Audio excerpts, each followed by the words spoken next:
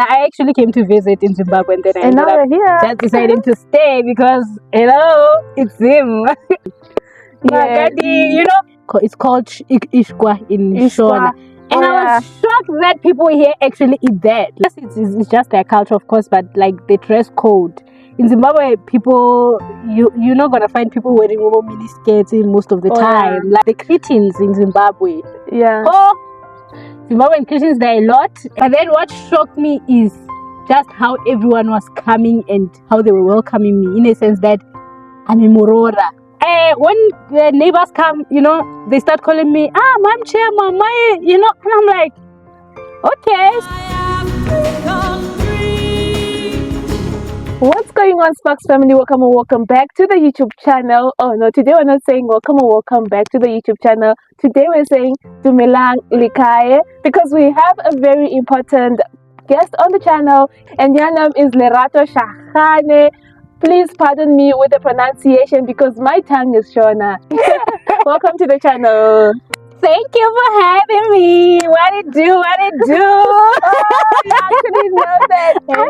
I've been here. You've been here long enough to know the hey what it do. So Lerato, you guys, is a MoSotho. She hails from Lesotho land. Do you guys call it Lesotho land? The Mountain Kingdom. The Mountain Kingdom. Yeah, if you guys don't know Lesotho, I'll let her brag a bit about Lesotho. Ooh. Tell me about Lesotho.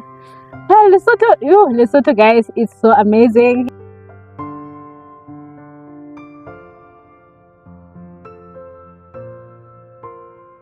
It's a beautiful country. There are a lot of mountains. I mean, if there's one thing you should know about Lesotho is that we have a lot of mountains, and it's very cold. Yeah. So don't mind me looking like this. I'm actually enjoying the sun in Zimbabwe because in Lesotho is actually very, very cold. And yeah, man, Lesotho is just chilled. I think the only difference with Lesotho and Zimbabwe is just maybe the weather. Yeah, and just a few other things that maybe we'll talk about. But yeah, I'm so glad I met you because I'm dying to go to Lesotho. If you guys don't know, it's actually snows in Lesotho. So we are going there. Yes. Don't you have like that head for Lesotho people?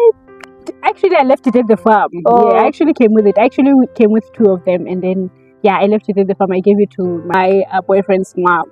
Oh, okay. So Lerato has been staying in Zimbabwe for quite a while now. How long has it been? I came here earlier to February 2021. So I've been here. I think it's gonna be my third year this year if I complete it. Was it your first time coming to Zimbabwe when you came? Yeah, it was my first time coming to Zimbabwe, and I didn't even plan, but I actually came to visit in Zimbabwe, and then I ended up just deciding to stay because, hello, it's him.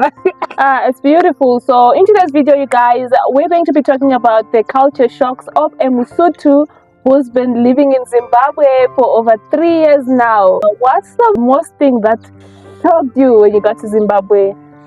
Well, I think the first one was definitely the food. I mean, I've stayed with my boyfriend in Lesotho for a year, and there are some things that he'll just teach me. But when I arrived here, I think one of the things that shocked me was because when we came, I think it was rainy season type of situation, and then there was a lot of rain, and then there would be this.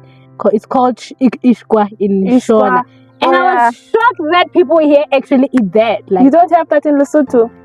We know them, but people don't eat them. Like, that was like the most shocking thing. And I was just like, people eat this. And then it took me some time before I tasted them, but lately I've been tasting them. And they taste like popcorns. Popcorn? Honestly, I felt like it's popcorn. They have like a popcorn type of feel to it. Yeah, but I think that's one thing that shocked me. And other foods as well. But yeah, I think that was like kind of like a shock. Like, people actually eat this. So those of you guys who don't know Ishkwa is an insect. I'll leave a picture right here. Yeah. And it flies. It only comes out in the rainy season. I think it comes from the ant hills or something. Yeah. And we actually love it in Zimbabwe. To us, it's a delicacy. Yeah. If it's rainy season and I'm having Ishkwa, I'm very much excited. Yeah, and people actually go out to get it. Yes. Yeah. Every child growing up, they go out to get Ishkwa. And for some of us who are not kids anymore, when we get it, it's a special for us. And I actually like to have it with my sadza. Yes, Is it? Ah. I once read a book that was actually writing about it. I think that's how I actually got to be open-minded about it. Be like, oh, I can eat this because I saw that it's written on some book that I was reading. I'm like, okay. Okay, so now you found it weird to test Ishwa. Have you tested Majuru? Majuru? I don't know them. Okay, so you guys in Lesotho don't even eat insects. And Boma Sonja. Yeah. You don't have worms. Yeah, no. Then it's things that we don't have. Matemba, we don't have. What do you have then in Lesotho? In Lesotho, we just eat normal meat. We just eat like your chicken, your goat, your sheep, Lesotho is also known for eating horse. We eat horse meat. These guys are busy eating horse out here. Yeah. Have you tasted it before? Yes, actually, when I was staying at my grandmother at the rural, I ate a horse meat, and it's actually very nice. Like it's very, especially horses. What do you call biltong? It's amazing. Horse and a donkey. And also like a horse is also like our mode of transport as well. Oh, yeah. So you guys have many horses in Lesotho? Yeah, they used to be back then, but now there isn't. It's because horses are expensive. Yeah, they are actually. It's even more expensive than a car. Right? Yeah. So I think horse and donkey. But when I was at the rural, there is a time I know very well I tasted a horse meat and a donkey meat. There isn't much anyway. It's not like this. We have a huge amount of those things. Okay. Tell me more. Another cultural shock that I got when I got here is when I came here, I came to visit, right? So usually in our culture, of course, like you can bring your girlfriend to meet your parents, right? I knew that I was gonna meet my boyfriend's parents this side, right? But then what shocked me is just how everyone was coming and how they were welcoming me, in a sense that I'm a Morora, I'm a Makoti. Like I got introduced to almost everyone in the family, literally everyone. And when the neighbors come, they start calling me, Mom Chair, Mama, and I'm like, okay, so like vela me Makoti vela. And I remember that this other time I even asked my boyfriend, like, okay, so what if we break up now and I already know the whole family? I've been introduced to everyone. When I mean everyone from Gogo, whatever, we even gone to the rurals. It was kind of like a shock because now in our culture, if you are a girlfriend, you are just a girlfriend. You are a girlfriend until you are legally married. So in Zimbabwe, I've realized that it's actually there. I think it's the culture for when, let's say, you get introduced to your boyfriend's family. You kind of like officially like the Morora. Oh, okay. Yeah, you get introduced to everyone in the family. Let me ask, in your country, say you're a boyfriend or you're a girlfriend, and is it okay to say, oh, my boyfriend has come to a sleepover and it's okay? No. It's not? No. I don't know, people do things now, but no. Yeah, okay. But Basotho, they're very strict. You can't just have your boy over. Oh, yeah. You can't. Oh, okay. So I think with Zimbabwe, we respect family. Let's start with. And once you take your significant other to your parents, automatically you're ready, because if you're not ready, stay away, because you're gonna have someone today, it doesn't work out, and then you have someone tomorrow, it doesn't work out. And until you're actually sure that you want to be with this person for quite a long time, then you say, oh, it's okay for me to introduce you to my family. And I feel like that's actually special for someone to take you home, because people are dying to be taken home.